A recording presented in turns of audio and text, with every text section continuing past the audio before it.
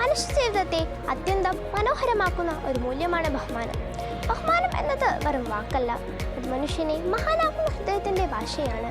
നമ്മൾ മറ്റൊരാളോട് കാണിക്കുന്ന ബഹുമാനം ആ വ്യക്തിയെ മാത്രമല്ല, നമ്മുടെ സ്വഭാവത്തെയും പ്രതിഫലിപ്പിക്കുന്നു. ഒരു കുഞ്ഞ് മാതാപിതാക്കളോട് ബഹുമാനം കാണിക്കുമ്പോൾ അത് സ്നേഹത്തിൻ്റെ അടയാളമാണ്. ഒരു വിദ്യാർത്ഥി അധ്യാപകനോട് ബഹുമാനം കാണിക്കുമ്പോൾ അത് വിദ്യയുടെ കാവലാണ്. സഹപാഠികളോടും മുതിർന്നവരോടും ചെറുപ്പക്കാരോടും ബഹുമാനം കാണിക്കുമ്പോൾ അത് സമൂഹത്തിൻ്റെ സംസ്കാരമാണ്.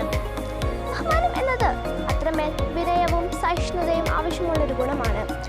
മറ്റൊരാളുടെ അഭിപ്രായം ശ്രവിക്കുമ്പോൾ അവരുടെ മനസ്സിനോട് കരുണ കാണിക്കുമ്പോൾ അതാണ് യഥാർത്ഥ ബഹുമാനം. ബഹുമാനം ആവശ്യപ്പെട്ട് ലഭിക്കുന്ന ഒന്നല്ല, അതെപ്പോഴും തേടപ്പെടേണ്ടതായ ഒരു ആദരമാണ്.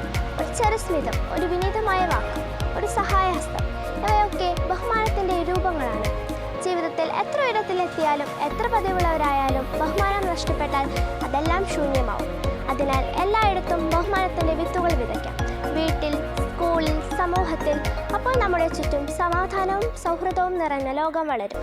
അതിലൂടെ നമ്മളും ബഹുമാനിക്കപ്പെടും.